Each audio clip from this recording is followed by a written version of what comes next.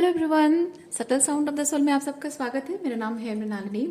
चलिए देखते हैं आज ईश्वर आपको क्या मैसेज देना चाहते हैं। ये जनरल रीडिंग है, इसमें जितना आपको रेजोनेट करता है बस उतना ही लीजिए। जेंडर स्पेसिफिक मैसेजेस नहीं है और टाइमलेस रीडिंग से आपको जब भी रेजोनेट करता है आप उसे क्लेम कर सकते हैं। और अगर स्पेसिफिकली मैं मैस्कुलिन या फेमिनिन की बात करूं तो वो जेंडर स्पेसिफिक नहीं है, वो हमारे अंदर हर एक ह्यूमन बीइंग में मैस्कुलिन और फेमिनिन फैक्टर्स होते हैं। तो उसी हिसाब से मैं बात कर रही हूँ, उसे एनर्जेटिकली मैस्कुलिन और फेमिनिन की बात कर रही हूँ। और रीडिंग का पूरा पोर्शन आपको रेजोनेट करता है, लेकिन अगर मैं किसी एक एस्पेक्ट के बारे में बात कर रही हूँ, आपको दूसरे किसी एस्पेक्ट में रेजोनेट करता है, तभी आप एनर्जी को लीजिए, सिचुएशन को आप छोड़ दीजिए। अगर आपको रेजोनेट करता है तो ठीक, अगर आपको लगता है कि नहीं ये मेरा रिलेशनशिप वाइज है, रोमांटिकली नहीं है, या फिर मेरा करियर वाइज है, या फिर ये मेरे आउटर वर्ल्ड में नहीं है, इनर वर्ल्ड में हो रहा है, जैसे आपको रेजोनेट करता है वैसे ले सकते हैं। तो यूनिवर्स प्लीज बताइए, जो भी मेरे व्यूअर्स हैं कलेक्टिव इस रीडिंग को देख रहे हैं, उनके लिए क्या मैसेज है, किस तरह की एनर्जी है उनकी, प्लीज बताइए। जो भी मेरे व्यूअर्स कलेक्टिव इस रीडिंग को देख रहे हैं उनकी इस वक्त क्या एनर्जी है।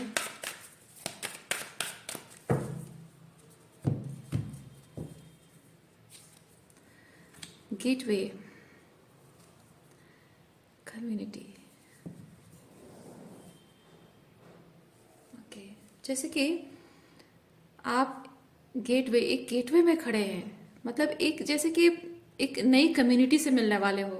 तो मैं यहाँ पे एक चीज़ फील कर रही हूँ, आप इस वक्त ऐसा फील कर रहे होगे कि फाइनली आप अपनी लाइफ में ऐसे लोगों से मिलने की इच्छा रख रहे हैं, मिलने जा रहे हैं। मैं नहीं कह रही हूँ क्योंकि अगर आप मिलने जा रहे हैं तो वो रीडिंग में अपने आप कंफर्मेशन में आ जाएगा क्या चीज़ है।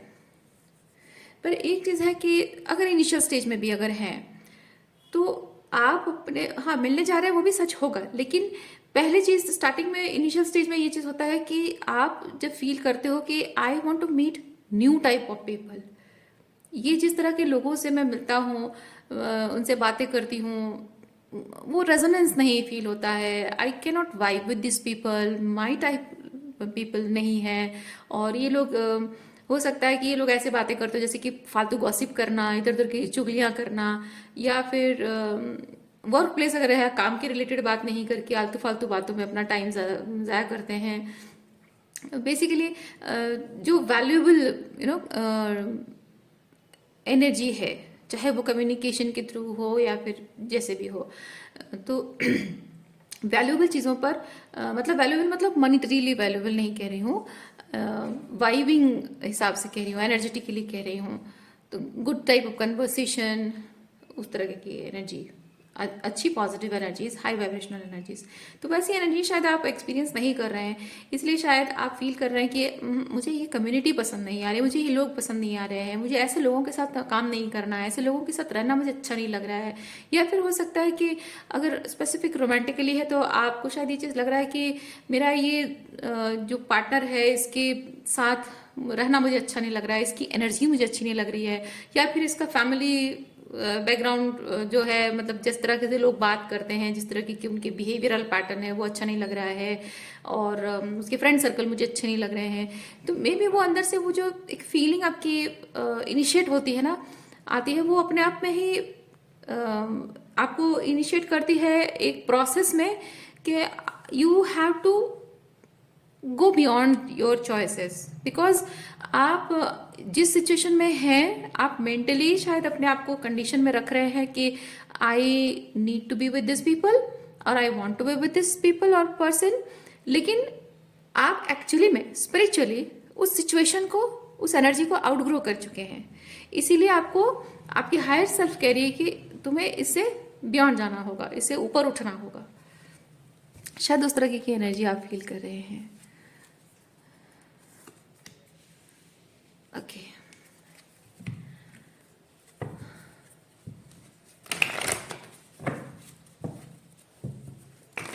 और अगर आप ऑलरेडी ऐसे अनअलाइंड एनर्जीज को, सिचुएशन को, लोगों को, रिलेशनशिप को लेट गो कर चुके हैं, तो ये अपने आप में एक कंफर्मेशन है कि आप बहुत जल्द अपनी टाइप की कम्युनिटी से मिलने वाले हैं, अपने टाइप के लोगों से मिलने वाले हैं।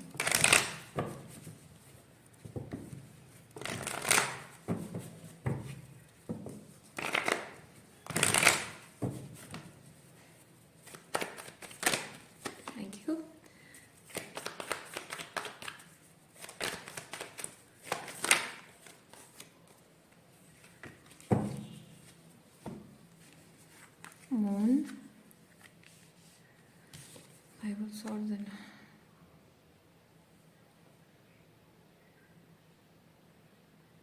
ओह, आपकी रीडिंग स्टार्ट करने से पहले ही मुझे एनर्जी फील हो रही थी। ट्रॉमा बॉन्डिंग टाइप की एनर्जी फील हो रही थी। बार बार मेरे दिमाग में चला था ट्रॉमा बॉन्डिंग। मुझे समझ में नहीं आ रहा था क्यों।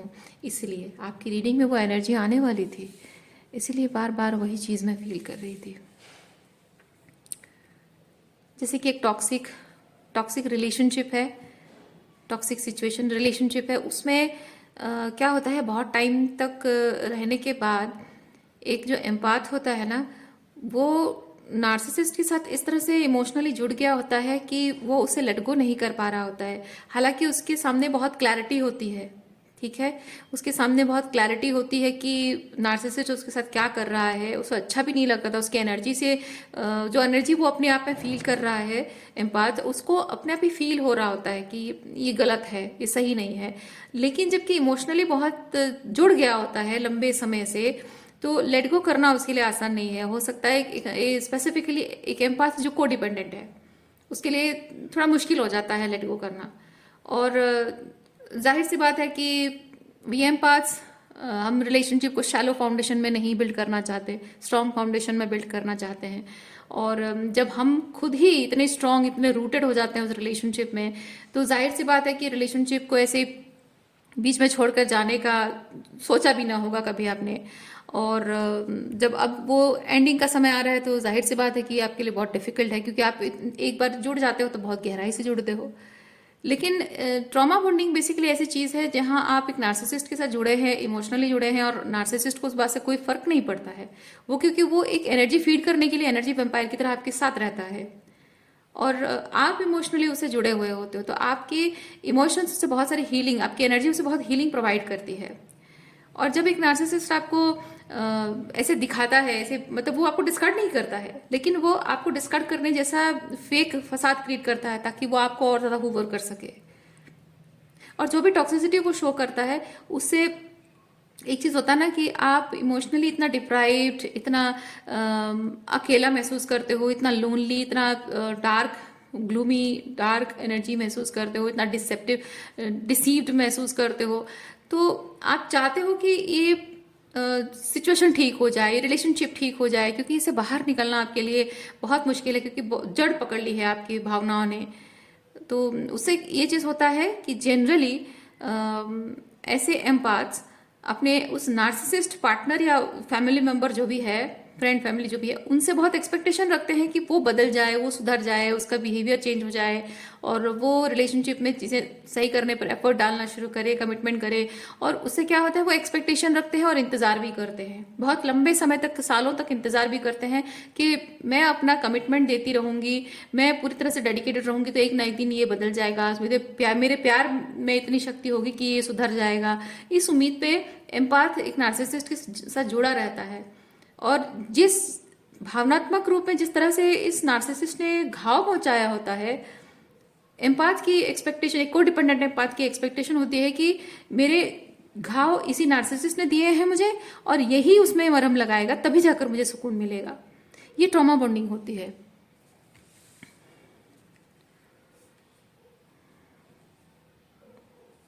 इसीलिए आपको यहाँ पे बहुत क्लियरली आपको महसूस होने लगा है, क्योंकि गेटवे मतलब ही यही है कि आपके लिए एक दरवाजा खुल चुका है। जब आप ये चीज महसूस कर रहे हैं, आपके लिए ऑलरेडी दरवाजा खुल चुका है। इसलिए आप ये देखिए, यह आपको ये ऑफर जो दिया जा रहा है, आप ऑफर की तरफ नहीं देख रहे हैं, आप यहाँ ये एम्प्टी कप्स को देख रहे हैं जो ये नार्सिसिस्ट ने स्पिल किया हुआ है। और ये कप, ये गेटवे है, ये गेटवे, यहाँ पे एक दरवाजा खुला है आपके लिए, जहाँ ये रेनबो ब्लेसिंग्स है, नई कम्युनिटी है, नए लोग हैं। देखिए यहाँ पे बहुत सारा बटरफ्लाइज अपने आप में रिप्रेजेंट करता है कि आपकी जो स्पिरिचुअल अवेकनिंग हुई है उसके बाद जो आपका एक, आप अगर एक्सेप्ट करेंगे उस स्पिरिचुअल अवेकनिंग के बाद जो ट्रांसफॉर्मेशन को एक्सेप्ट करेंगे, you will also become the butterfly.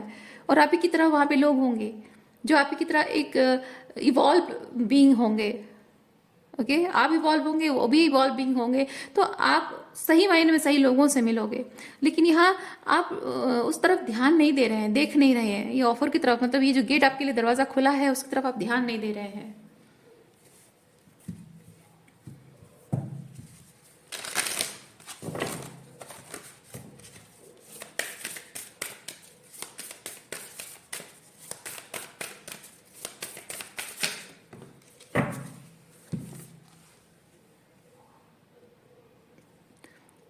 Spirit healers and helpers are with you. Karmic individuals are the ones who show in which part of you need work, and soul sisters help you to know how to do healing there.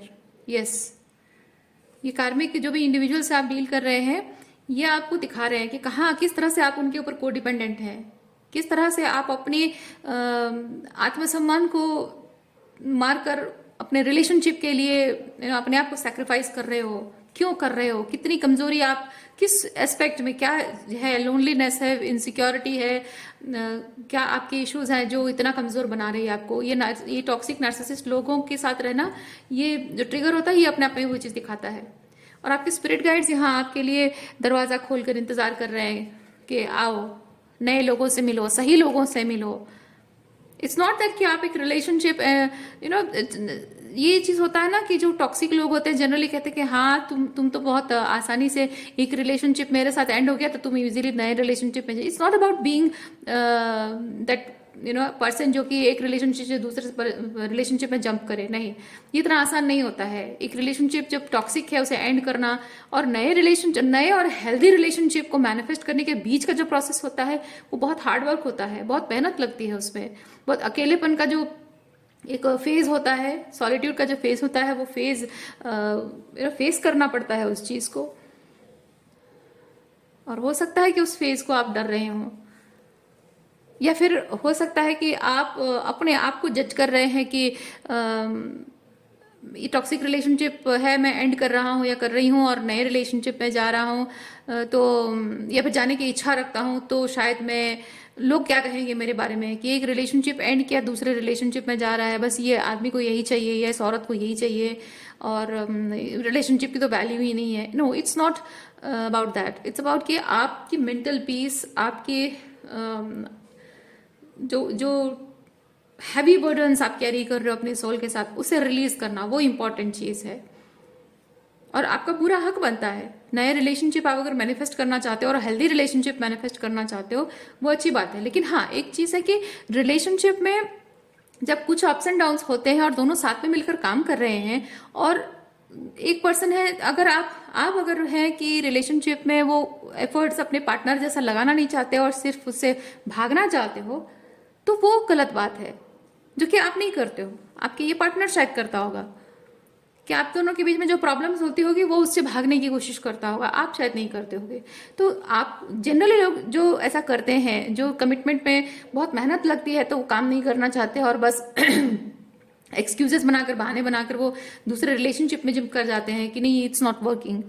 तो generally लोग ऐसा करते हैं और शायद लोग ऐसे तरीके से जज करते हैं। आप जिस फेज से गुजर रहे हैं, ऐसे लोगों को इसी तरीके से जज किया जाता है कि तुमने एक रिलेशनशिप तोड़ दिया, उस पर तो संभाल नहीं पाए, उसको तो ठीक से कर नहीं पाए, आप नए रिलेशनशिप के बारे में क्यों मैनिफेस्ट करना चाहते हो, उसको नए रिलेशनशिप क्यों मैनिफेस्ट करना चाहते हो। अगर हेल्दी रिलेशनशिप ऐसे चाहिए तो इसी को हेल्दी बनाओ। तो कैसे बनाया जा सकता है? जब दूध ही फट गया है तो दूध में खीर कैसे बनाओगे आप, है ना?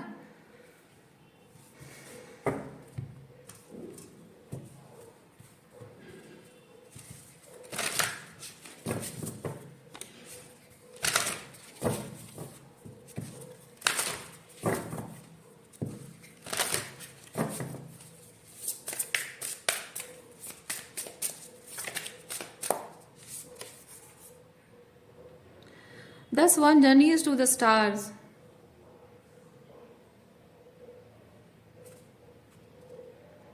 Yes.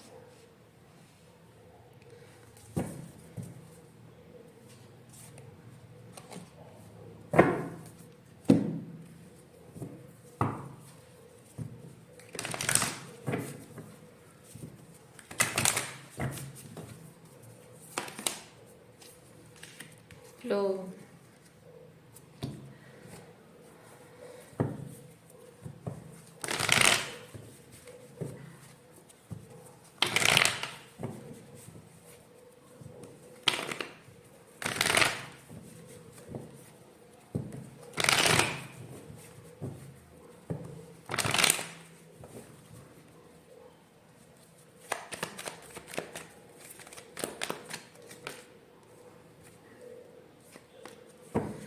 Okay.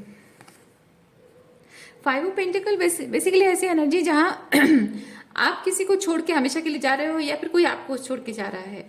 लेकिन मैं यहाँ पे एक चीज देख रही हूँ, जब यहाँ पे आपको बोला जा रहा है जर्नी टू द स्टार्स, यानी कि आपका रुख सही डायरेक्शन में होना। जैसे कि हम ध्रुव तारे को फॉलो करते हैं ना, वैसे ही बेसिकली होता है direction, showing direction. Star represents की डायरेक्शन आपको शो किया जा रहा है, तो यहाँ सही डायरेक्शन में आपको जाना उसकी जरूरत है। और फ्लो बेसिकली बताता है कि इमोशनली आप लेट गो नहीं कर पा रहे हैं। ओके तो हो सकता है, जबकि यहाँ पे मून के साथ यहाँ फाइव ऑफ सॉर्ड्स है, तो हो सकता है कुछ टॉक्सिक इमोशंस आपके ऑलरेडी अंदर हैं। इट्स नॉट दैट कि ये पर्सन को आप आइडियलाइज करते हो, क्या होता है, कैसा रिलेशनशिप है, ये वो बात नहीं है। बात ये है कि आप ऑलरेडी बहुत सारे ऐसे टॉक्सिक इमोशंस को कैरी कर रहे हैं अपने अंदर, जिसकी वजह से आपने ऐसे लोगों को या ऐसे पर्टिकुलर पर्सन को, अपने नार्सिसिस्ट को मैनिफेस्ट किया हुआ है।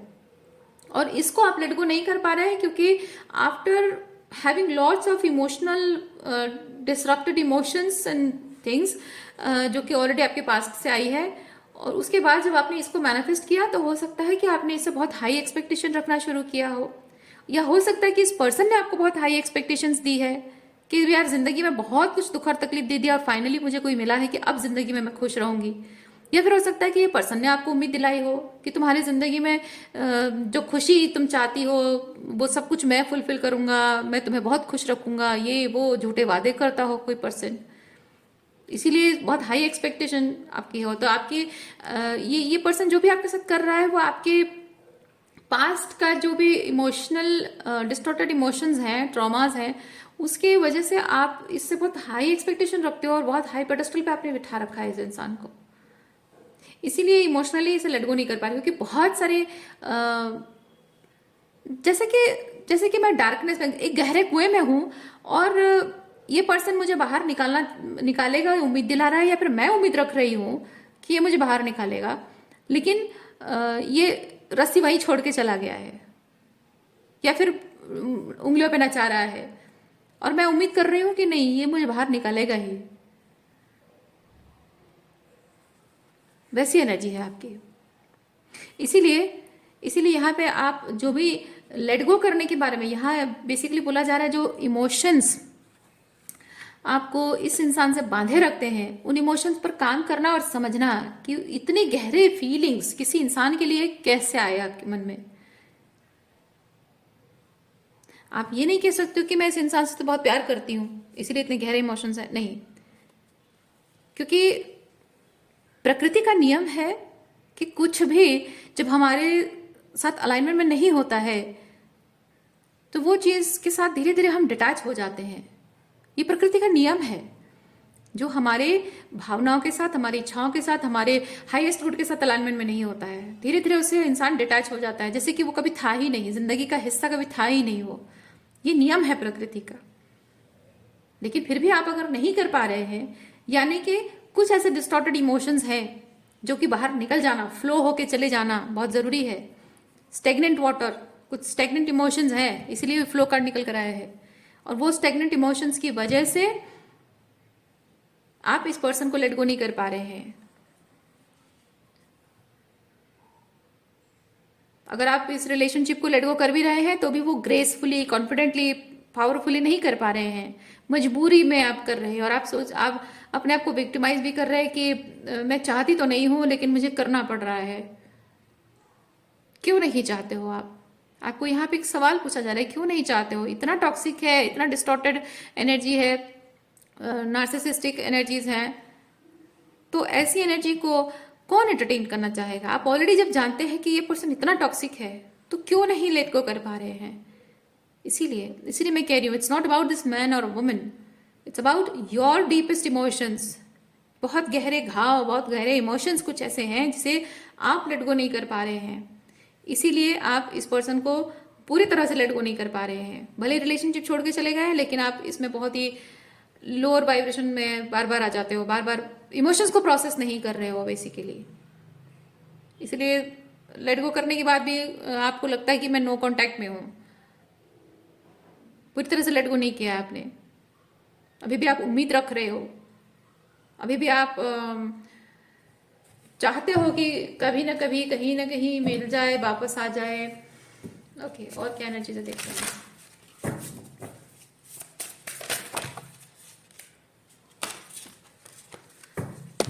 सॉरी,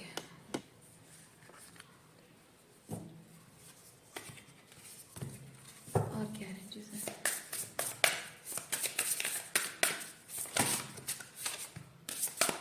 ओके, हमारे पास दो कार्ड्स हैं, एक तो ये और दूसरा ये। ओके,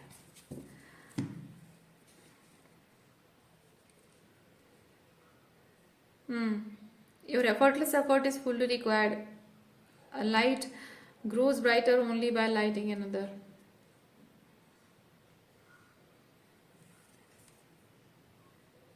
आपके अंदर वो एनर्जी है। जब भी कोई इंसान दुख और तकलीफ से गुजरता है, टॉक्सिक सिचुएशन से गुजरता है, और वो इंसान अपने दुख और तकलीफ से बाहर निकल नहीं पाता है, तो उस इंसान को सही रास्ता दिखाना, सही रास्ता एक्चुअली में क्या है,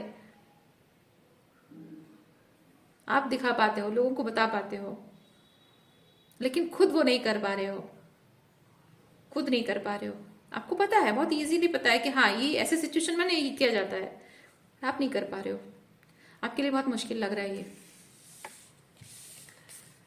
मैं आपको बता रही हूँ, it's not about this man और women, it's about your deepest emotions, जो कि पहले से ही बहुत ही डिस्ट्रक्टेड, बहुत डिस्टर्ब एंड डिसबैलेंस्ड हैं।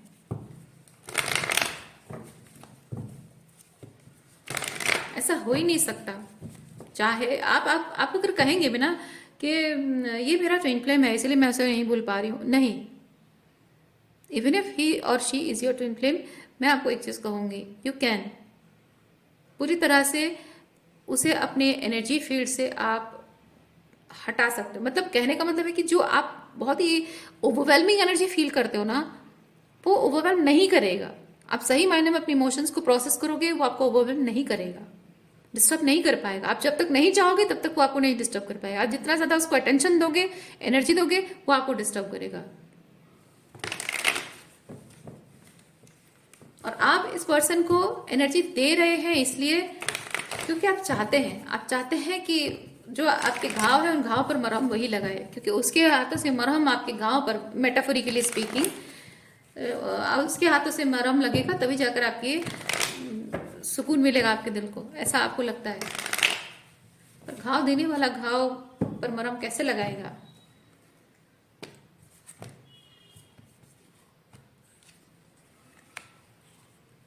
देखे, यही चाहते हैं आप,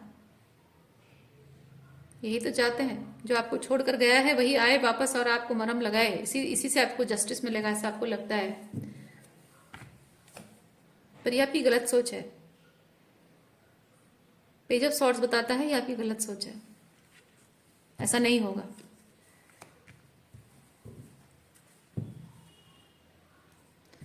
आपको अपनी सोच बदलनी होगी। घाव देने वाले कभी भी घाव पर मरहम नहीं लगाते हैं, कभी नहीं।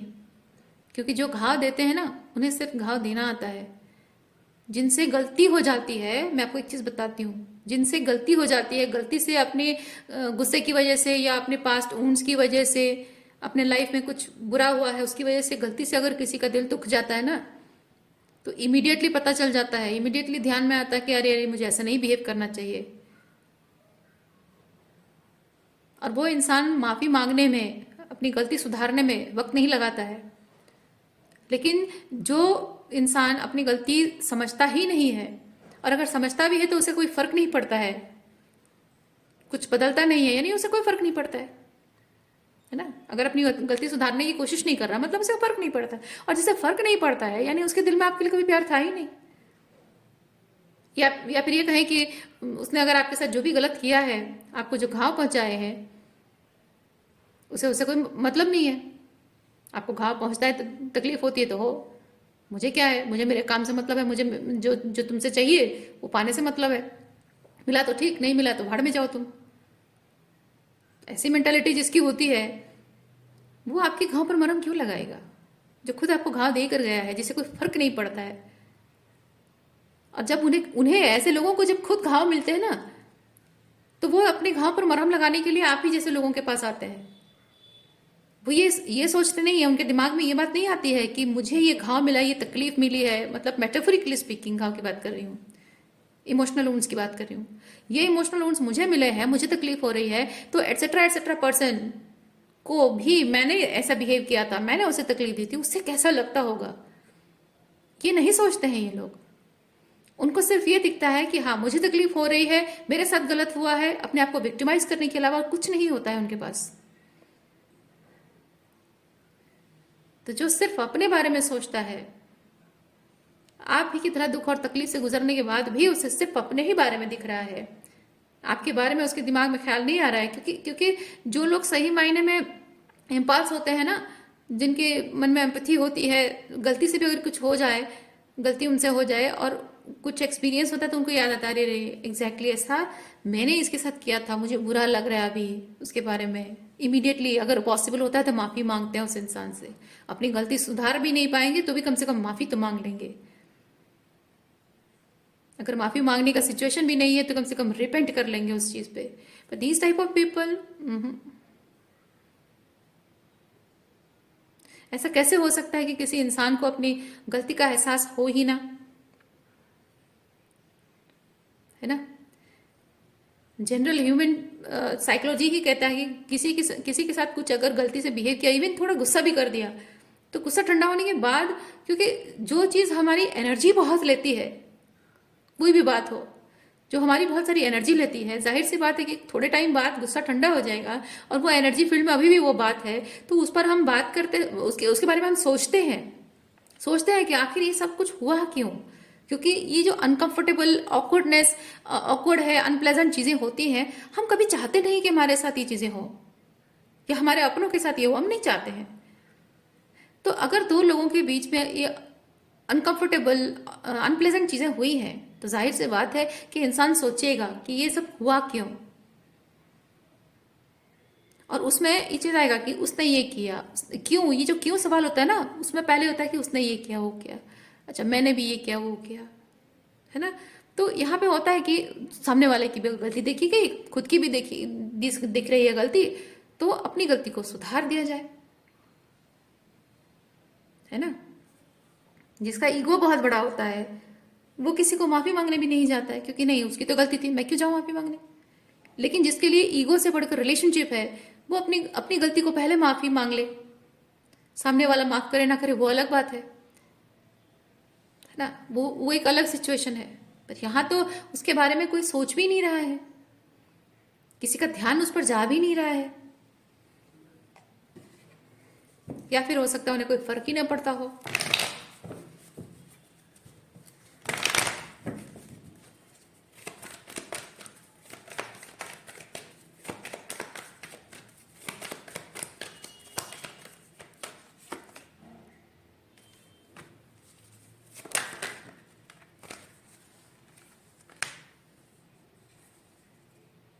देखिए, आप जिस पर्सन के बारे में सोच रहे हैं, ये पर्सन आपको इंपॉर्टेंस नहीं देता है। आप समझते हैं कि आप इसको इंपॉर्टेंस देते हो, लेकिन आपको लगता है कि मैं इसको इंपॉर्टेंस देती हूँ तो मैं भी उसके लिए इंपॉर्टेंट होंगी या होऊंगा, पर ऐसा है नहीं।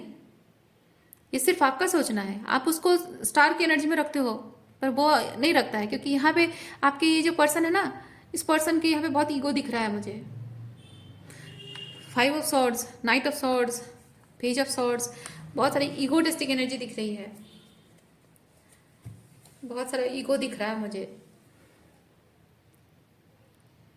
सिर्फ अपने बारे में सोचना, सेल्फ सेंटर। कोई ऐसा व्यक्ति जो सेल्फ सेंटर है, उसे अच्छा लगता है, इस पर्सन का शायद मानना ऐसा होगा कि मुझे जो अच्छा लगता है मैं बस वही करूंगा, मुझे जैसा अच्छा लगता है मैं वैसे लोगों के साथ रहूंगा, जो लोग मुझे अच्छा फील कराते हैं मैं उनके साथ रहूंगा, जो मुझे अच्छा नहीं फील कराते हैं उनको मैं अपने लात मार के निकाल दूंगा, मतलब मेटाफोरिकली स्पीकिंग, जिंदगी से बाहर निकाल दूंगा। मुझे फर्क नहीं पड़ता इन लोगों के साथ क्या होता है। ये कोई ऐसा सेल्फ सेंटर्ड इंसान है, उसके लिए इंपॉर्टेंट क्या है, सिर्फ वो खुद ही इंपॉर्टेंट है और कोई नहीं। बाकी किसी के बारे में सोचना तो बहुत दूर की बात है।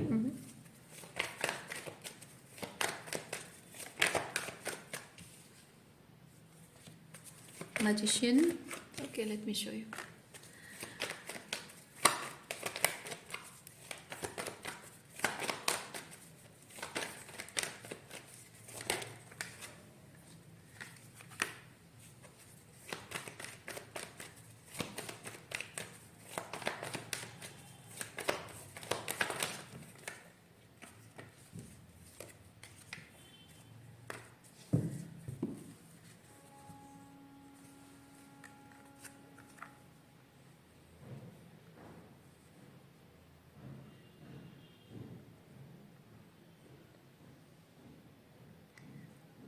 somebody knows उसे क्या चाहिए। हाई प्रीस्टेस एंड मैजिशियन बताता है कि किसी को पता है कि उसे क्या चाहिए, और उसकी जो नीड्स है, उसकी नीड्स के अलावा दूसरी किसी चीज़ पर फोकस करना उसका कोई इंटेंशन नहीं होता है। फोकस उसका अटेंशन, उसका इंटेंशन, अटेंशन इंटेंशन सब कुछ उसका सिर्फ यही होता है, उसको क्या चाहिए बस उसी में सेंटर्ड है। उसकी पेरिफेरी वहीं पे है कि मुझे क्या चाहिए, मुझे क्या अच्छा लगता है। क्योंकि इसमें थोड़ा ये चीज़ है ना कि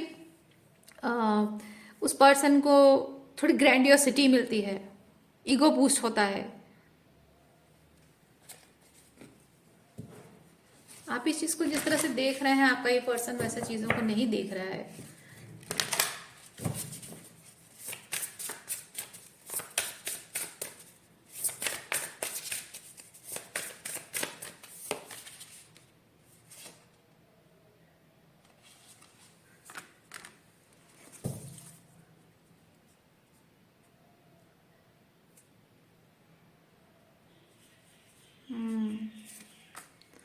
आपको शायद ऐसा लग रहा होगा कि ये पर्सन एक ना एक दिन आपकी फीलिंग्स को समझेगा, आप की तरह पर्सन है, आप अपने आप की तरह देख रहे हो। आप भोले मासूम सीधे साधे इंसान हो तो उसको भी भोला मासूम सीधा साधा देख रहे हो।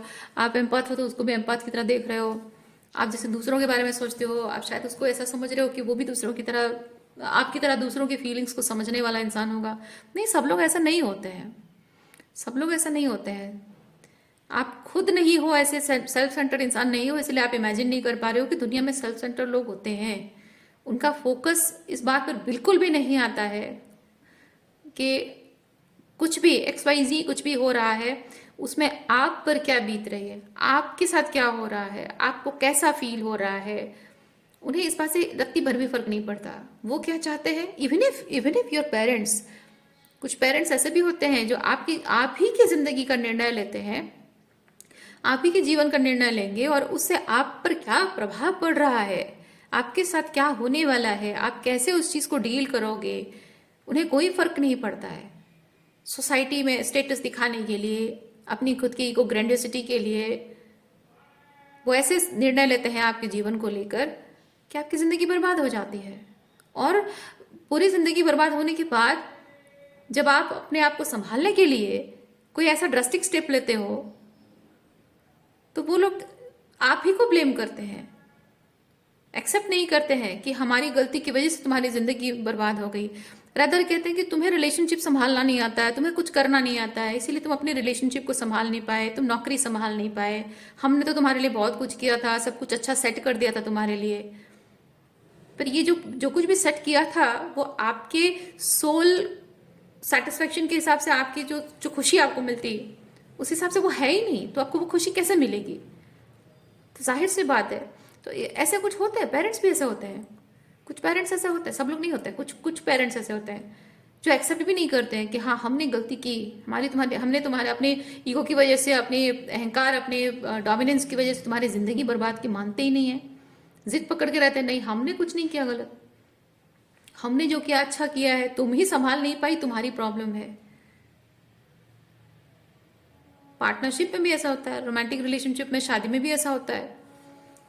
आप ऐसे लोगों से डील कर रहे हो, आप ही की तरह नहीं है ये लोग, आपकी तरह नहीं है। आप आपके जैसे सीधे साधे भोले भाले, और कुछ भी करने से पहले 1000 बार सोचना कि कहीं मेरी किसी डिसीजन की वजह से किसी का नुकसान तो ना हो, किसी को दुख तो ना पहुंचे, जो आप सोचते हो ना वैसे सोचने वाले लोग नहीं है ये। आपकी तरह बड़ा दिल नहीं है इन लोगों का। आप जबकि बहुत बड़ा दिल रखते हो और ऐसी छोटी सोच रखने वाले हो ही नहीं, इसीलिए आप सोच भी नहीं पा रहे हो कि ऐसी छोटी सोच लोग रखते भी होंगे। इसीलिए शायद आप एक्सेप्ट नहीं कर पा रहे हो कि ये पर्सन या ये लोग ऐसे हो सकते हैं। इसलिए शायद आप इनसे उम्मीद रख रहे हो कि आपके साथ रिलेशनशिप को सही करने के लिए कभी ना कभी आगे बढ़कर आएंगे और चीज़ें ठीक करेंगे। आप उम्मीद रख रहे हो। ओके,